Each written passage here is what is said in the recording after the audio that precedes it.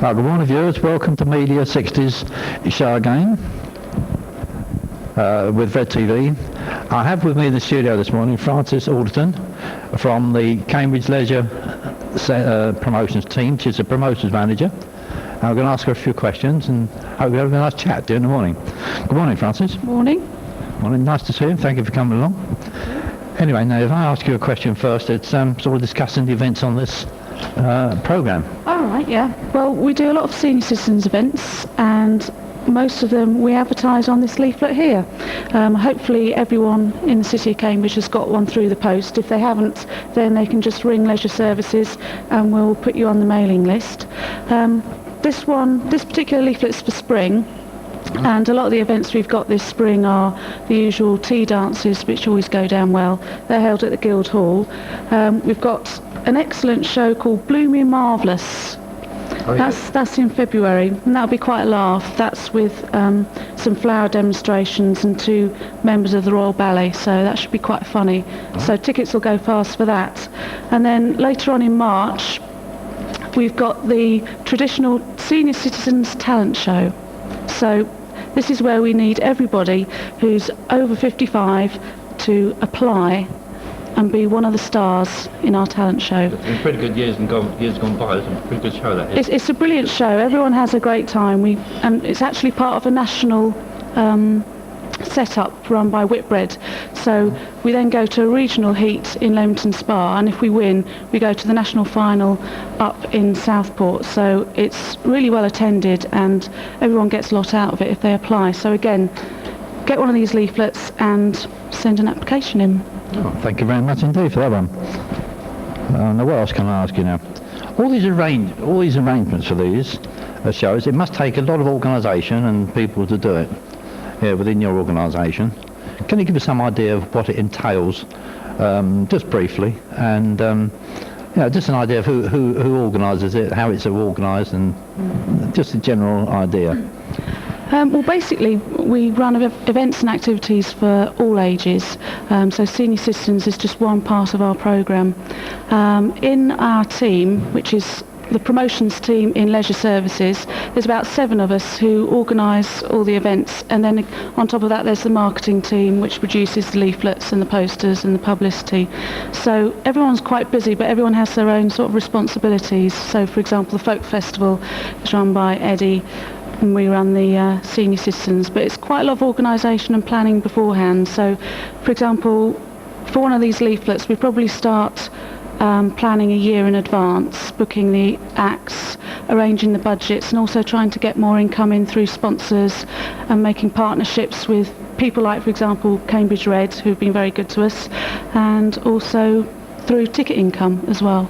But we try and make everything free or subsidised so that everyone can take part, especially senior citizens. Oh, that's very good indeed. Pardon me. What about the juniors in these, the youngsters in the Cambridge area? Yeah.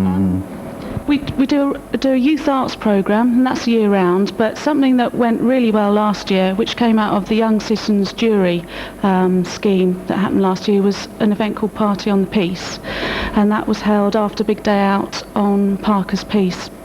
And that was really good. Cambridge Red were involved again in that. Tim was comparing, and what actually happened is we had some of the best top bands from the charts, and it was for 11 to 17 year olds, and they came down, had a great time. There's also a good club from the junction, and this year what we want to do is get the young people involved earlier on so they have a chance to plan it themselves and make the decisions themselves. So we're having a meeting next week with a group of young people, and if any other young people want to get involved, just give us a ring, and if they've got any ideas or any bands that they think could play on the main stage, give us a call, and we'll try and accommodate that. Well, lovely. We'll have to try and look out for ourselves this year then, as well as our own senior citizens group. I wonder if we can put on the Leisure Services tape that we did last year for the council, please. Could we? Just to give you an idea of what we did last year. Summer Attractions 1999. The council's Leisure Services team provides a varied programme of entertainment, much of it aimed at the senior citizen, and the summer events take advantage of Cambridge's green spaces and the river. July saw the Mayor, joining the passengers for a cream tea cruise on the good ship Georgina. Sunshine, fresh air and calm waters were the right ingredients to accompany the cream tea.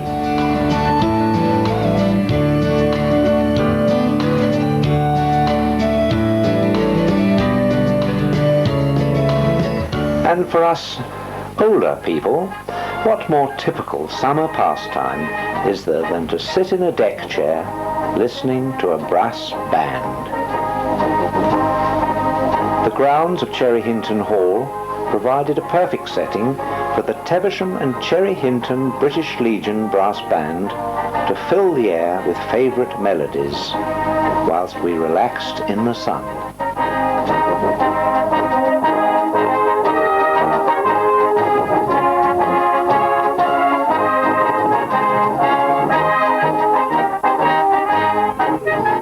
In May, Peregrine Theatre Productions ran a course for those wanting to improve their acting skills. The directors, Miles and Ingrid, taught the potential actors how to gain confidence to put over their parts, and after a few sessions their performance was impressive. It looks frightening. This film is also the result of Leisure Services' promotional activities. In conjunction with Redtv, the Media60 Club was formed in March to learn TV production skills using the expertise of the Redtv team, led by Chris Asprin, and their state-of-the-art equipment. The recordings of the summer's events, which are shown here, are the club's first main production. And so a brisk change of tempo and the tune of Our Miss Rag rings out across the garden of Cherry Hinton Hall for the Savoy Jazzmen's Concert. Barry Palser on his trombone and his nimble-fingered sidemen got a rousing reception from an appreciative audience, young and old.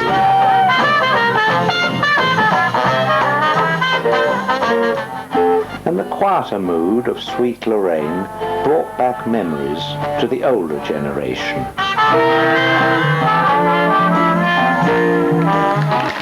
So finishing off the summer's Jazz on the Green. I'll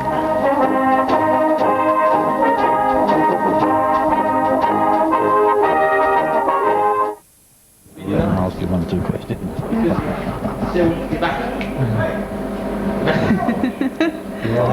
Going for the ad break. How they going? I hope you enjoyed that break.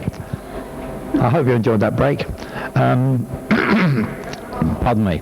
Now we're hoping to go to the... Well, we've done that film now. If I can come back to Francis and ask another question. In fact, better than that, I'll put through the questions to some of our Media60 audience, which are watching us in the studio here. So we can go... Oh, we're going to have a commercial break first, Albie. Sorry. Yeah, there's going to be a commercial break for a couple of minutes first. And we'll come back to you with the Media60 group that are here in the studio with us asking Francis questions. Thank you.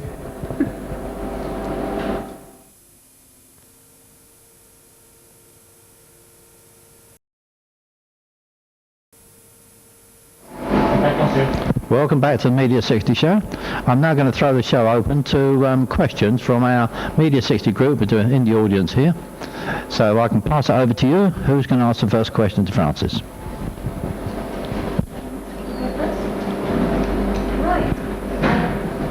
I have a question concerning the Corn Exchange. All right. What connection does your promotion services have with the Corn Exchange, and what influence on ticket prices and things?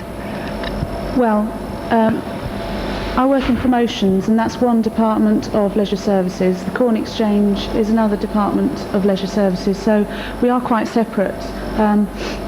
So we don't have that much influence on the way they decide their ticket prices, in particular for senior citizens. But what we try to do as promotions is promote our own shows but use the Corn Exchange. So whenever we use the Corn Exchange as a venue for a show for senior citizens, we would always have try and keep the ticket prices low.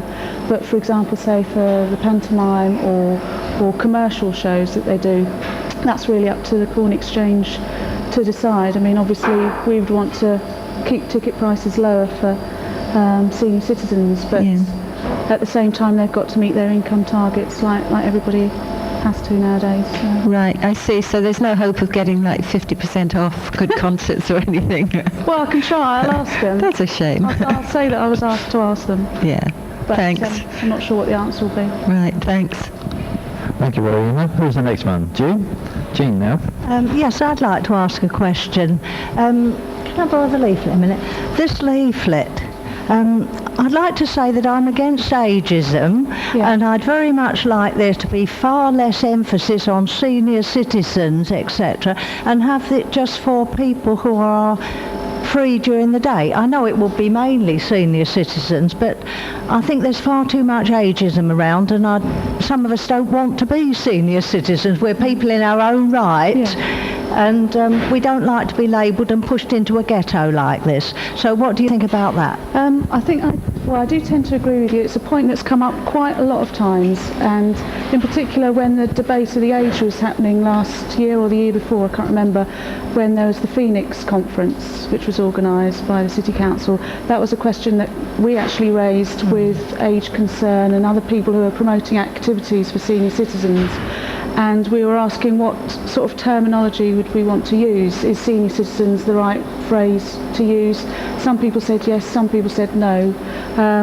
Something that we have considered using is, say, for example, over 50s, over 55s, because a lot of people retire a lot younger nowadays. So, I mean, we'd be very welcome to change the phrase, but we would have to have a consensus really from everybody and maybe consult with more people over the summer.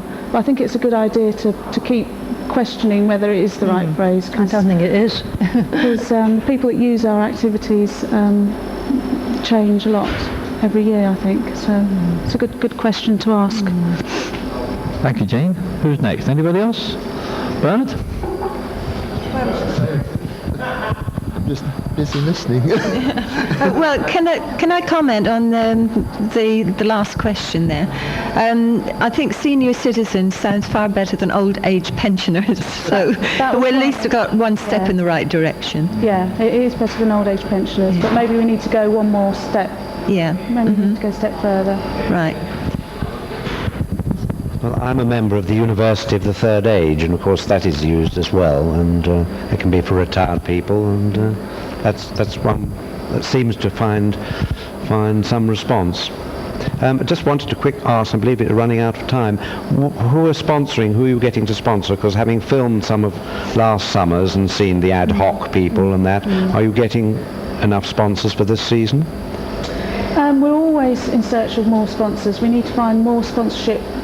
Every single year we're asked to find more money from external people, private businesses and sponsors, so it's always a problem. For example, for the Mayor's trip, we do get a lot of local business sponsorship, but again we need to find more. For the larger events, for example like Big Day Out, Pop in the Park, Party on the Peace, we still need to find more sponsors. For example like Ad Hoc were there last year, but we still need to confirm a lot for this year as well to make the budgets. Yeah, who did that lovely interior of the tent in Jesus Green tent? Did someone sponsor that specifically? No, someone sponsored the overall venture, but we actually bought in the banners for that from a private company. Well, I'd like to show you sometime the film on that, because it was wonderful colours. No, it's brilliant. I think a lot of the films that Media60 have been doing have been excellent, and we've been able to use them and advertise what Cambridge Red and Media60 have done. Has been excellent over the years, so that's another project that's worked well. Perhaps you can let us know if there's anything else we can do for the Cambridge Leisure Services this year on the same thing. Probably a similar film. Yes. Yes, indeed. I mean, there are loads of ideas, loads of activities that you can cover. Yep. Obviously, Cambridge Red could help you with that. Yeah, fine. Thank you very much indeed. Well, I think we are running out of time now. I've just been informed. There's one thing I would like to say to Francis quickly. To thank you very much for your organisations and the Mayor's trip, with the Mayor's trip. It was the first time last year, as it was, I went on it with my wife, and we thoroughly enjoyed it, except for one thing. One little thing, which was nothing to do with the council, the service, nothing else. It was the venue. Well, actually... Yeah, it was so dangerous there, in my opinion. That's a good point, actually. Because this year, what's actually happening with the Mayor's Trip is they're going to the Millennium Dome. So it'll be a special year this year because it's the Millennium. We won't be going to Great Yarmouth, we'll be going to London, down to the Dome, so that's one not to be missed. Oh, well, that's good. It saved me buying a ticket for the Millennium Dome. Anyway, Francis, thank you very, very much for coming along to the studio this morning. It's greatly appreciated, and we hope you've enjoyed it, and thank you very much indeed once again. Anyway, I think that's all we've got time for now, ladies and gentlemen. Wish you a very good morning, and hope to see you next week, the same time next week. And goodbye for now from Media60 and Redtv. Goodbye for now.